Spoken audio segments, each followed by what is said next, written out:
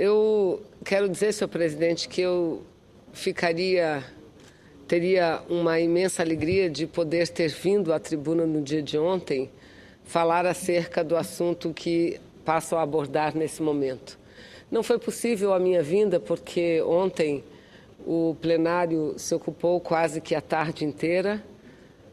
em ouvir o pronunciamento, a despedida do senador Pedro Simon, que deixará a casa depois de cumprido 3 mandatos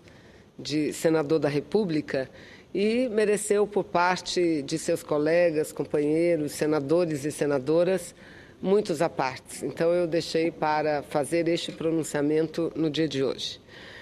E eu me refiro à questão do dia de ontem, que comemoramos 66 anos do estabelecimento da Declaração Universal dos Direitos Humanos. E por isso mesmo, o dia 10 de dezembro é internacionalmente comemorado como o Dia Internacional dos Direitos Humanos. E foi exatamente nessa data, no dia de ontem, que a Comissão da Verdade, a Comissão Nacional da Verdade, instituída há 2 anos e 7 meses, ou seja, uma comissão que trabalhou ininterruptamente durante 2 anos e 7 meses, entregou à presidenta Dilma Rousseff, a presidenta da República do Brasil, o relatório fruto dos trabalhos desse período superior a 2 anos. E disponibilizou este trabalho ao conjunto da sociedade brasileira. E, sem dúvida nenhuma, senhor presidente, ontem foi um dia de fortes emoções. Eu não tive a possibilidade de estar também pela manhã neste ato, mas estive à tarde num outro ato relativo aos direitos humanos, que contou também com a participação da presidenta Dilma Rousseff, e ainda ela estava carregada, ela, ministra Eleonora Meneguzzi, que é a titular da Secretaria dos Direitos da Mulher, muito carregadas de emoção, porque além de ser uma parte importante da história brasileira que passa a ser oficializada a partir de ontem, com a apresentação e a finalização do relatório, para muitas pessoas, e essas 2 grandes mulheres, presidenta Dilma, ministra Eleonora, como para tantos outros, é um momento de forte emoção, porque lembram talvez os momentos e os períodos, e o período mais difícil de suas vidas. Presidente Dilma, quando jovem ainda, estudante, ficou detida por muito tempo, assim como a ministra Eleonora Meneguzzi e tantos outros homens e mulheres, a exemplo de grande parte da direção do meu partido, e que quero aqui homenagear a todos através da figura do nosso presidente Renato Rabelo, que também teve que deixar o Brasil, teve que se exilar durante muito tempo na Europa, impedido que estava de exercer livremente as suas atribuições, os seus direitos de cidadania em território nacional. O trabalho que foi entregue, repito, no dia de ontem à presidenta Dilma, senhor presidente, que é o relatório final da Comissão Nacional da Verdade, apontam que 434 mortes e desaparecimentos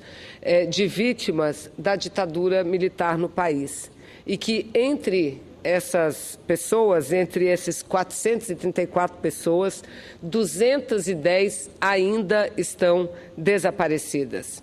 No documento, no relatório, fica claro e fica evidenciado a comprovação da ocorrência de graves violações aos direitos humanos durante o período do regime militar. E aí eu abro aspas para falar aqui uma parte escrita no relatório, que essa comprovação decorreu da apuração dos fatos que se encontram detalhadamente inscritos no relatório, nos quais está perfeitamente configurada a prática sistemática de detenções ilegais e arbitrárias e de tortura, assim como o cometimento de execuções, desaparecimentos forçados e ocultação de cadáveres por agentes do Estado brasileiro. É uma parte escrita do texto do relatório final. Mais de 300 pessoas, entre militares, agentes do Estado e até mesmo ex-presidentes da República, foram responsabilizados por essas ações ocorridas no período que compreendeu a investigação. O documento ainda relata, senhor presidente, que as violações registradas e comprovadas pela própria Comissão Nacional da Verdade foram resultantes, aí abro aspas novamente, da ação generalizada e sistemática do Estado brasileiro e que a repressão ocorrida durante a ditadura foi usada como política de Estado e concebida que foi implementada a partir de decisões emanadas da Presidência da República e dos ministérios militares. O relatório final, senhor presidente, e eu gostaria de ter mais tempo para falar ainda mais sobre esse assunto aqui dessa tribuna, mas tenho certeza outras vezes aqui voltarei para tratar desse mesmo assunto. O relatório, ele apresenta 29 recomendações. Essas recomendações divididas estão em 3 grupos, assim nominados: medidas institucionais, iniciativas de reformulação normativa e de seguimento das ações e recomendações dadas pela comissão. E, dentre as recomendações, senhor presidente, eu gostaria de destacar aqui a determinação, e esse talvez seja um dos pontos mais importantes. A determinação, entende a comissão, que deva ser determinada a responsabilidade jurídica dos agentes públicos envolvidos nessas ações. E, nesse caso, não propõe uma mudança na lei de anistia, não. Nesse caso, o que a comissão propõe é em afastar a aplicação da lei da anistia, que é a Lei 6.683 de 1979, por considerar que essa atitude seria incompatível com o direito brasileiro e a ordem jurídica internacional, pois tais ilícitos, dadas a escala e a sistemática com que foram cometidos, constituem crimes contra a humanidade imprescritíveis e não passíveis de anistia. Então, talvez esse seja o ponto de maior polêmica, mas o que eu quero deixar claro é que não propõe em nenhum momento, a Comissão Nacional da Verdade não propôs a mudança da lei da anistia, mas tão somente para um conjunto de pessoas que estão localizadas, responsabilizadas através do relatório, como responsáveis por todos os atos de arbitrariedades cometidos durante o regime militar, que essas pessoas sejam, sim, a elas sejam aplicadas e seja dada a responsabilidade jurídica, senhor presidente. Eu considero, quero dizer, da minha concordância em relação a esse aspecto, a esse ponto da Comissão da Verdade, porque nós não podemos sequer imaginar que pudéssemos ou que possamos ainda no futuro retroceder e voltar a viver o que o Brasil passou a viver a partir de 1964. Digo que a grande parte da direção do meu partido teve sua vida ceifada, de dirigentes comunistas, do Partido Comunista no Brasil, que, aliás, espalhavam que eram terroristas. Eu nunca me esqueço de um episódio, em 1976, lendo uma revista de circulação nacional, me chamou a atenção uma matéria que dizia, e me chamou a atenção porque a matéria era retratada por fotografias, ilustradas por fotografias de pessoas mortas. E, segundo a matéria, seriam terroristas que teriam sido pegos pelas forças policiais brasileiras e seriam sido mortos. Ora, esses terroristas, entre aspas, nada mais eram, senador Suplicy, do que dirigentes do Partido Comunista do Brasil que estavam na Lapa, num bairro do estado de São Paulo, em reunião. E lá foram pegos, foram brutalmente assassinados, não é? Então, creio que esse elemento que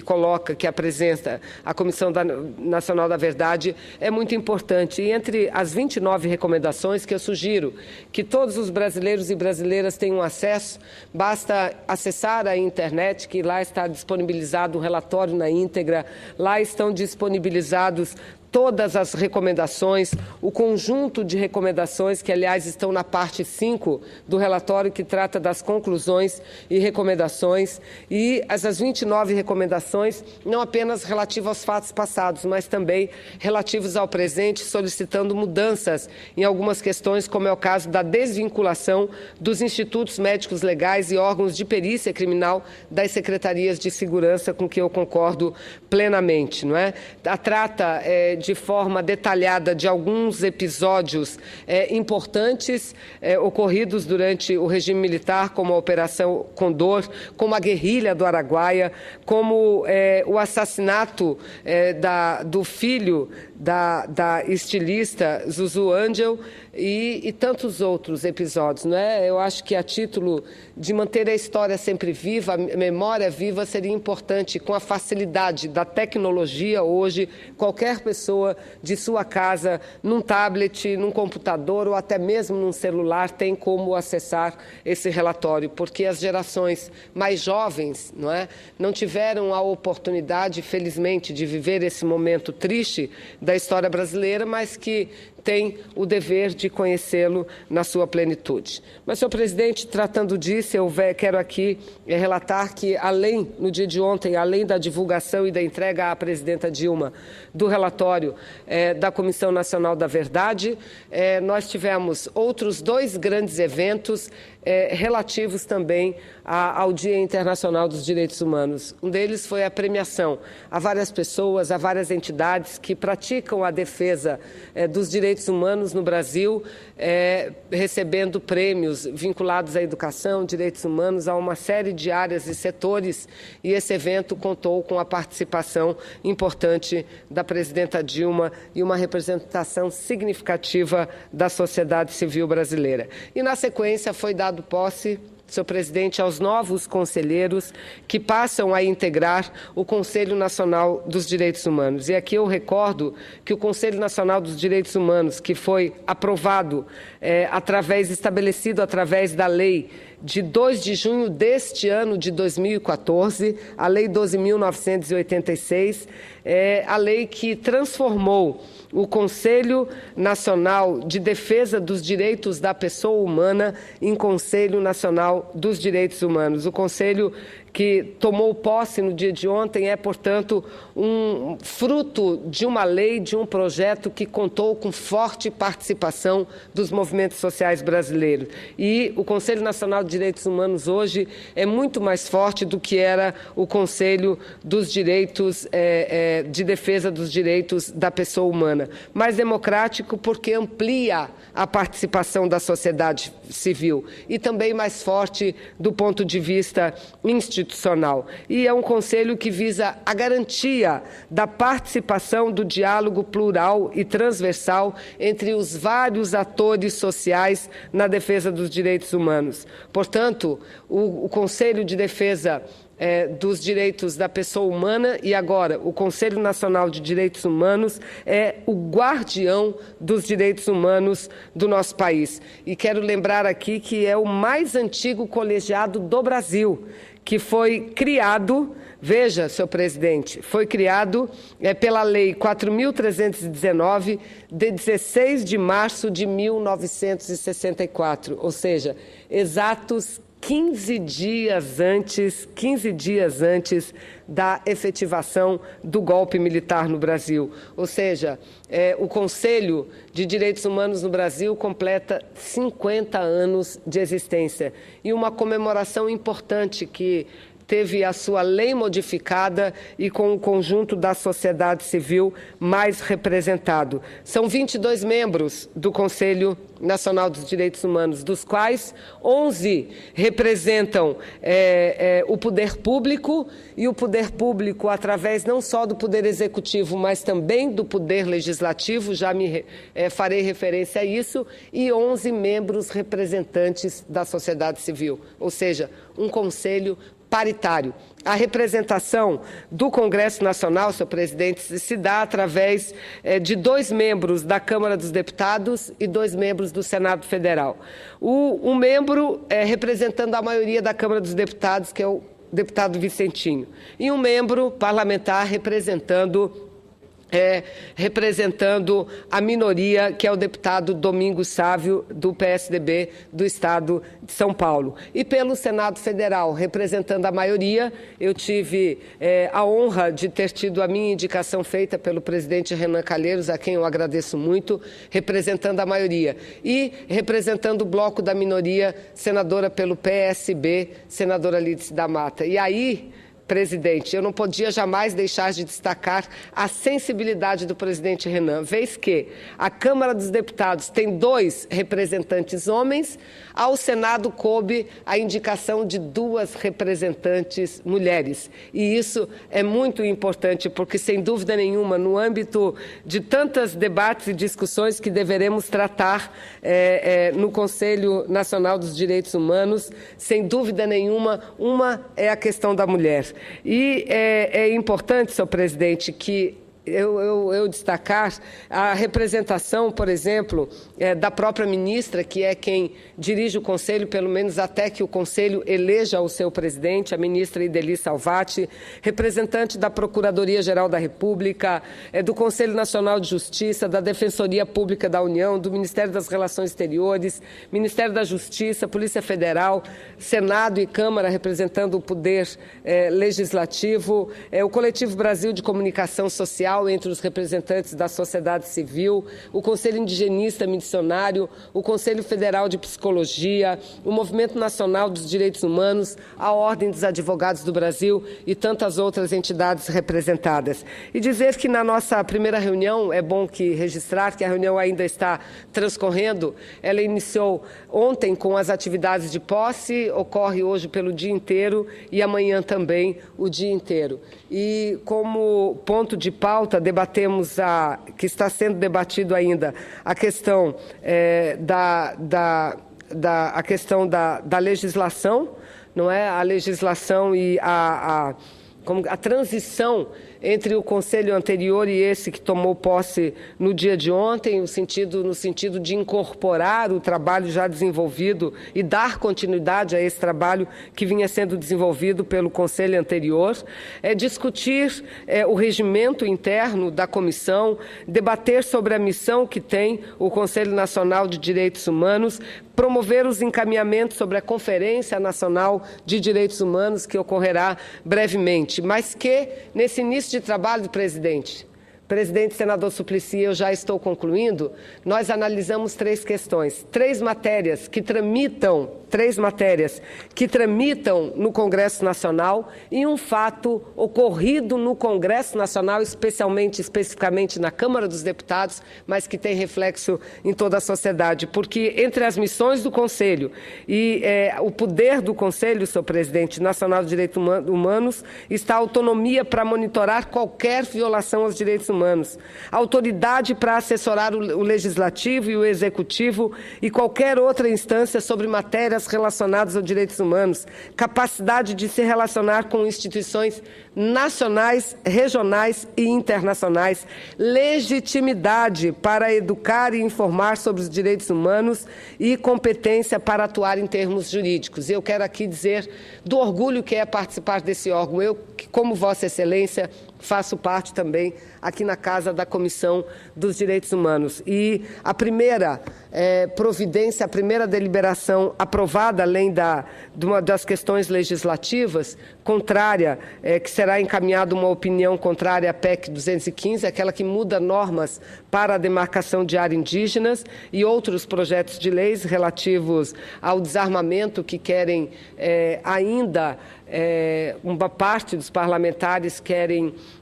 minimizar ainda mais os efeitos da lei da legislação sobre o desarmamento e a lei que trata sobre os autos de resistência, que é um projeto também muito importante, oriundo da sociedade civil. Mas aprovou-se lá por unanimidade que se fará 2 representações, uma junto ao presidente da Câmara dos Deputados e outra ao Ministério Público Federal. Ao presidente da Câmara dos Deputados, pedindo providências de acordo com o regimento interno em relação à atitude tomada pelo deputado Bolsonaro.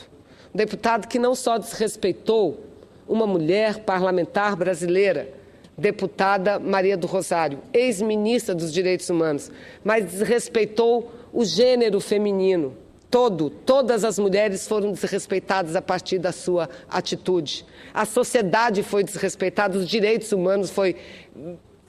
fortemente agredido, senhor presidente, porque dizer que, e disse textualmente,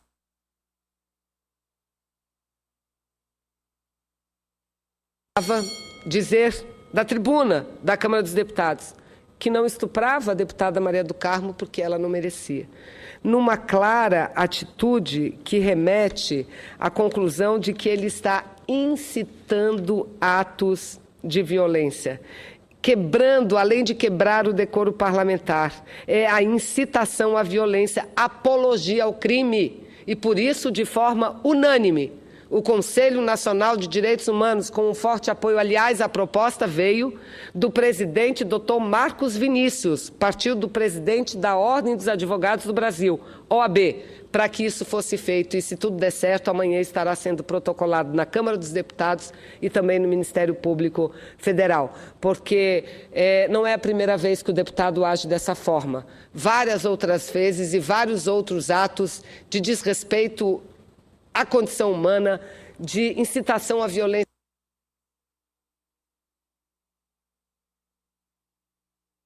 O parlamento brasileiro não pode continuar convivendo com isso. O deputado utiliza isso para se autopromover. Infelizmente, há uma parcela pequena, penso eu, da população que ainda aplaude atitudes como essa, mas a grande maioria do povo recrimina. Portanto, como a gente costuma dizer, que a impunidade é a maior amiga da violência, não pode continuar impune este deputado que usa uma honrosa tribuna do parlamento brasileiro para agredir uma parlamentar, para agredir as mulheres, para agredir o povo brasileiro. Então, senador, eu lhe agradeço muitíssimo a paciência que teve comigo para que pudesse fazer esse pronunciamento. Muito obrigada.